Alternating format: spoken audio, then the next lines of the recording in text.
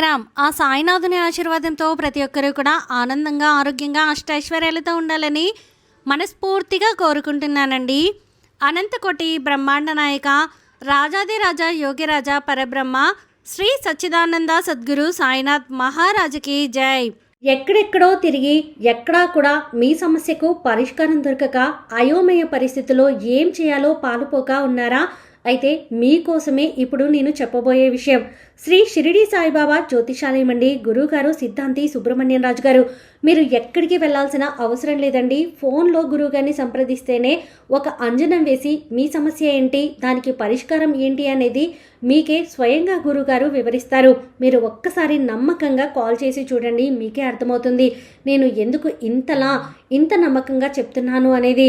గురువు గారిని సంప్రదించాల్సినటువంటి phone number 9908224144. మీకున్నటువంటి ఆర్థిక సమస్యలు, ఆస్తి తగాదాలు, నాగదోషము, నరదిష్టి సమస్యలు, భార్యాభర్తల మధ్య అన్యోన్యత లేకపోవడం, కుటుంబంలో చాలా గొడవలు జరుగుతూ ఉండడం, స్త్రీ పురుషుల వశీకరణం, ఎటువంటి సమస్యలైనా సరే మీరు గురువు గారిని సంప్రదించి మీ సమస్యకి పరిష్కారాన్ని తెలుసుకోండి. మీరు ఎక్కడికో వెళ్ళాల్సిన అవసరం అసలు లేదండి. గురువు గారిని సంప్రదించాల్సినటువంటి ఫోన్ నెంబర్ 9908224144. ఈరోజు బాబా గారు మన కోసం అందిస్తున్నటువంటి సందేశం ఏంటి అంటే, తల్లి నీ మనసు అలజడిగా ఉంది కదా, అన్నిటికీ పరిష్కారం చెబుతానమ్మా, జాగ్రత్తగా విను, ఒంటరిగా విను తల్లి అని చెప్పి బాబాగారు అయితే అంటున్నారండి. మరి బాబాగారు మనతో దేని గురించి చెప్పాలి అనుకుంటున్నారో తెలుసుకోవాలి అంటే వీడియోని చివరి వరకు స్కిప్ చేయకుండా చూడండి. అలాగే మన ఛానల్ని ఫస్ట్ టైం చూస్తున్న వాళ్ళైతే సబ్స్క్రైబ్ చేసుకొని పక్కనున్న బెల్ ఐకాన్ని క్లిక్ చేయడం అస్సలు మర్చిపోవద్దండి. ఇక ఓం సాయిరామ్, ఓం సాయినాథాయ నమః అని కామెంట్ చేయడం కూడా అస్సలు మర్చిపోకండి. ఇక బాబాగారు అందించిన సందేశం గురించి చూస్తే, తల్లి నీ మనసులో ఏదో అలజడిగా ఉంది, ఆ అలజడి తగ్గిస్తాను అని చెప్పాను కదా, నీ మనసులో విషయం నాకు ఎలా తెలిసింది అని నువ్వు ఆలోచిస్తూ ఉండొచ్చు. ఈ బాబా సర్వంతర్యామి అన్న విషయం నీకు తెలుసు కదమ్మా. ప్రతి ఒక్కరిలో నేను ఉంటాను. నీకంటే బాగా నీ గురించి ఈ బాబాకే తెలుసు. నువ్వు ఏమనుకుంటున్నావు, ఏం చేస్తున్నావు, ఏం చేయబోతున్నారో కూడా ఈ సాయి తండ్రికి తెలియకుండా ఉంటుందా? తెలుస్తుంది. ఎందుకంటే మీరందరూ కూడా ఈ బాబా బిడ్డలే.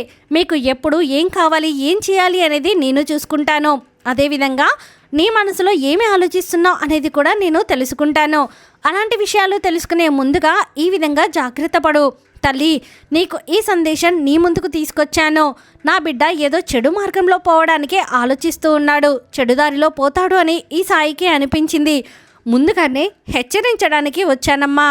తల్లి ఇది నువ్వు ఆలోచిస్తున్నావు, ఈ దారిలో పోయావంటే నువ్వు ఇబ్బంది పడతావు, ఆ తర్వాత నేను కూడా ఏమీ చేయలేను. ముందుగానే ఈ సందేశాన్ని పంపుతున్నాను. అది ఎవరైనా సరే గ్రహించి బాబాకి చెప్పినట్లు నడుచుకుంటారు, ఆ తండ్రి మార్గంలో నడుస్తారు. వాళ్ళకి ఎప్పుడు ఈ తండ్రి ఆశీస్సులు పరిపూర్ణంగా ఉంటాయి. పొరపాటున కూడా అనే మాటలు పెడచెవిన పెట్టొద్దమ్మా.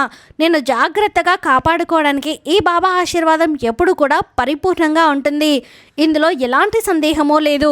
నువ్వు తప్పు చేయడము సహజమే, కానీ ఆ తప్పుకు పశ్చాత్తాపపడి ఈ బాబాని అడిగితే మాత్రం అది ఖచ్చితంగా నీకు మంచి మార్గమే చూపుతుంది. తల్లి చెప్పాను కదా, నువ్వు నా మాట వింటే జీవితం బాగుంటుంది. ఈ బాబా ఏం చెప్పినా తన బిడ్డల మంచి కోసమే. అయితే ఈరోజు ఈ సందేశంలో ఈ సాయి తండ్రి ఏమనుకుంటున్నానో తెలుసా? తల్లి ఈరోజు నీ మనసులో మాట చెబుతాను, శ్రద్ధగా వినమ్మా. ఇది విన్నాక నువ్వే నా దగ్గరికి వచ్చి ధన్యవాదాలు సాయి, ధన్యవాదాలు బాబా అని చెప్పుకుంటావు.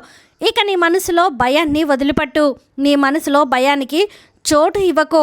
తల్లి నీ మనసులో ఉన్న ఎటువంటి విషయానికైనా ముందు నువ్వు నీలో ఉన్న భయాన్ని పోగొట్టుకో. గెలుపు తప్పకుండా నీదే అవుతుంది. గుర్తించమ్మా, ఏ గెలుపుకైనా ఆటంకం భయమే అవుతుంది. ఆ భయాన్ని ఎప్పుడైతే నువ్వు పక్కన పెడతావో ఆ రోజు నువ్వు అనుకున్న ప్రతి పనిలో విజయం సాధిస్తావు. ఈ ప్రపంచంలో ఉన్న శక్తి అంతా నీ బాబా రూపంలో నీకు తోడుగా ఉండగా నీకెందుకు భయం? తల్లి భయం అనేదే వద్దు. నువ్వు అనవసరంగా భయపడుతూ ఉన్నావు. భయపడడంలో నీ బాబా బిడ్డలకు అసలు అర్థమే లేదు. ఇది ఎన్నోసార్లు చెప్పాను. నీ సమస్యలన్నిటినీ సరిచేసి నీకు ఆనందాన్ని ఇచ్చే ఈ సాయిని నేను నీకు తోడున్నాను అని నీకెందుకు భయము చెప్పు అని నువ్వు దేని గురించి కూడా ఆలోచించకు, అలాగే భయపడకు. ప్రతిరోజు ఎలా అయితే మారుతూ ఉంటాయో అలానే నీ సమస్యలు కూడా తీరి సంతోషకరమైన రోజులు అనేవి వస్తాయి. తల్లి, నమ్మకంతో ఉండమ్మా. గతంలో జరిగిన నీ సంతోషకరమైన రోజులు తలుచుకో. అప్పుడు నీకు అర్థమవుతుంది. నీ మనసులో ఉన్న చెడు ఆలోచనలన్నీ బయటపడేసి నీకు కావలసిన ఆనందాన్ని అందుకో. తల్లి, పోయిన దాన్ని తలుచుకుని బాధపడకు తల్లి. ఎందుకంటే నువ్వు ఇంకా నీ జీవితంలో మంచి ఫలితాలను అలాగే సంతోషాలను పొందబోతున్నావు. చాలా మంచిగా ఉండబోతుంది నీ జీవితం. ఆ కాలం అనేది ఇప్పుడు వచ్చేసిందమ్మా. కాబట్టి నీ కష్టాలన్నీ నాకు అప్పగించి నువ్వు ప్రశాంతంగా ఉండు. భయం అనేది ఎంత భయంకరమైనదో తెలుసా? అది 2 అక్షరాలే, కానీ ఆ భయం నీలో ఉంటే ఒక్క అడుగు కూడా నువ్వు బయటకు వేయలేవు. మరి గుర్తించు తల్లి, ఎప్పటికైనా సరే ఆ భయాన్ని పక్కన పెట్టి నీ బాబా నీతో ఉన్నానని చెప్పి నమ్ము. నువ్వు అనుకున్న లక్ష్యాన్ని నువ్వు సాధించు. చూడమ్మా, నీ బాబాపై ఎప్పుడైతే నువ్వు పూర్తిగా నమ్మకం అనేది ఉంచుకుంటావో ఆ క్షణం నుంచి నీకు ఎలాంటి కష్టము రాకుండా నేను చూసుకుంటాను కదా. నేను నీ మనసులో కష్టాలన్నిటినీ తీర్చబోతున్నాను తల్లి. ఆనందం అనే వెలుగుని నీ జీవితంలో రాయబోతున్నాను. ఆహ్వానించు.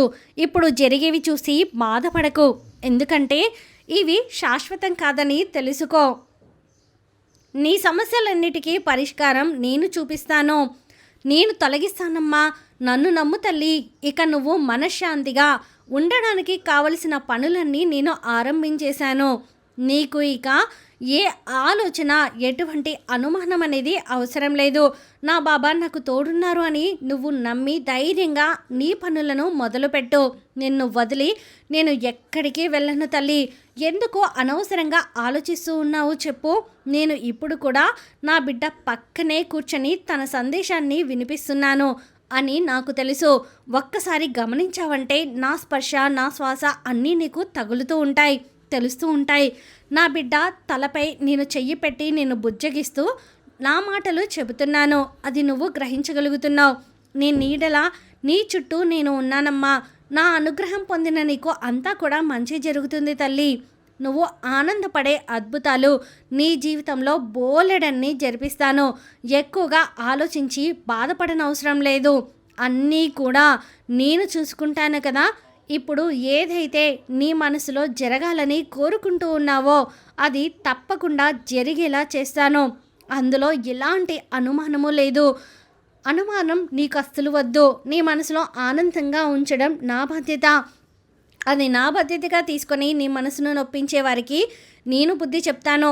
వాళ్ళ గురించి నువ్వు అస్సలు ఆలోచించకు. వాళ్ళ గురించి ఆలోచించి నీ సమయం వృధా చేసుకోకు. ఈ బాబా ఇలా చెబుతూనే ఉంటాను. వాళ్ళు నన్ను బాధ పెడుతూ ఉంటారు, ఎప్పుడూ సంతోషంగానే ఉంటారు. మరి ఎప్పుడు బాబా వారికి బుద్ధి చెప్పేది అని నీ మనసులో ఏమనుకుంటున్నావో అన్నీ నాకు తెలుసమ్మా. నేను వింటూనే ఉన్నాను తల్లి. తప్పకుండా వారికి బుద్ధి చెబుతాను. కానీ దానికి ఒక సమయం రావాలి కదా.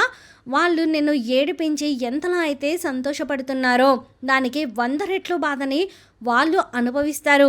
ఆ రోజు అది దగ్గరలోనే ఉంది, అతి దగ్గరలో ఉంది తల్లి. నువ్వే చూస్తావు కదా. ఆ రోజు నీకే అర్థమవుతుంది అన్ని విషయాలు. పక్కవారిని బాధ పెడితే వాళ్ళ పరిస్థితి ఏమవుతుంది అని. అందుకే తల్లి, నువ్వు మాత్రం ఎవరిని బాధ పెట్టవద్దు. తెలిసి ఎవరికి నొప్పించవద్దు. నీ పనిదో నువ్వు చూసుకుంటూ వెళ్తూ ఉండు. అలాగే ఎవరి వల్ల నువ్వు బాధపడవద్దు, ఎవరిని బాధించవద్దు. నిన్ను ప్రభావితం చేయకూడదు. నీ జీవితం నీది తల్లి. అది నువ్వు అనుకుంటే నడవాలి, కానీ ఎవరో అనుకున్నట్టు ఎప్పుడూ నడవకూడదు. వాళ్ళు వారి మాటలతో నిన్ను భయపెట్టి వారికి కావాల్సిన పనులన్నీ చేయించుకుంటారమ్మా. ఒక రాక్షసానందాన్ని వారు పొందుతూ ఉంటారు. అది వారికి దక్కనివ్వకు. ఆ రాక్షసానందం వాళ్ళకి దక్కనివ్వకు.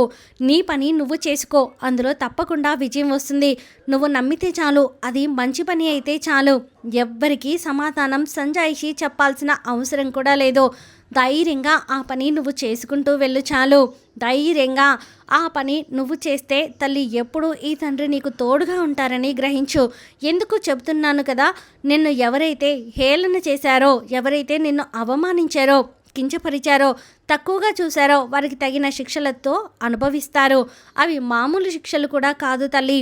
ఎందుకు ఇంకా బతికే ఉన్నామో అనేది వాళ్ళు అనుకోవాలి, అనుకుంటారు కూడా. అటువంటి శిక్షలు వాళ్ళు అనుభవించబోతున్నారు. ఎందుకంటే వారు చేసిన తప్పులు మామూలువి కాదులే. ఒకరిని అనవసరంగా ఒక మాటని బాధపడితే ఎంత కర్మ తప్పకుండా వారు అనుభవించాల్సిందే, అనుభవిస్తారు కూడా. అందుకే నాపై పెట్టిన నమ్మకాన్ని నీకు మాత్రం అంతా మంచే చేస్తానమ్మా. నువ్వు నా బిడ్డవి తల్లి, నువ్వు నా బిడ్డవి. నీ ప్రతి బాధ్యత నా బాధ్యతగా నేను తీసుకుంటాను. నువ్వు చేసే ప్రతి పనిలో నీకు నేను తోడుగా ఉంటాను.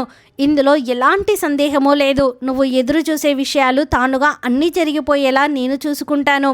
ఇక నువ్వు ధైర్యంగా ఉండు, నీ పని నువ్వు చేసుకుంటూ ఉండు. నేను ఉన్నాను కదా, అన్నీ ఈ సాయి చూసుకుంటారు కదా.